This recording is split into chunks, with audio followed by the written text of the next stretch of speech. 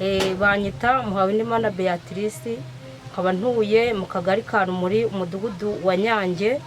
Hanyuma uburyo mbayeho n'ubundi aha ntuye ni ikibanza. Uburyo rero mbasha kuba njya cishuro y'amafaranga 600, hanyuma nkagaburira umuryango w'abantu 4 n'abana banjye. Nari mfite abagabo 2. Umugabo wa mbere n'ubundi twashakanye niwe se w'abo bana bakuru, hanyuma yaje kunta arigendera.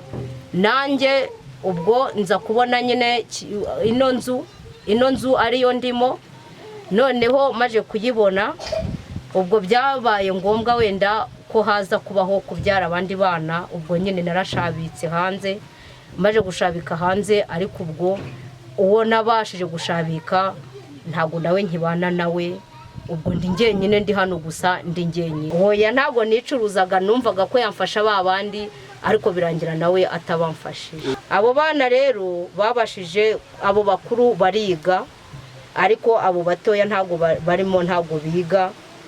Ariko mituweli nayo ntayo mfite, nabaga mu giciro cya mbere, ariko barangije kunkuramo, ntago nkiri mu giciro cya mbere. Ndumva ngo ndi mu cya kabiri, ariko ubwo nukomeza. Ubwo iyo biri ngombwa nyine ndacanganya 600 iyo nayakoreye basha kuguramo ingemeri ibishyimbo.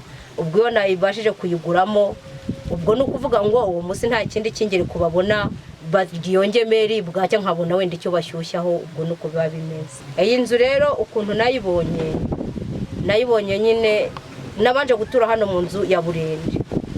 Bikurikiyeho ubwo Burende yarahiye, mbona akazu k'ibyatsi. Ndangije kubona akazu k'ibyatsi nako kavaho, mbona aya mabati. Ariko aya mabati nayafashishijwe n'ubuyobozi. Ubuyobozi nyine narabubwiye, burambwira ngo nta biti babasha kubona ngo nyegure. Ariko noneho rero birangira n'ubundi ubuyobozi bumbwiye ko nta biti bwabona, nanjye mbirekeraho, kuko barambwiraga ngo ningura ibiti. Nge nkabubwa ntago nabona amafaranga yo kugura ibiti. Nuko mbese ubu bimeze nta kundi.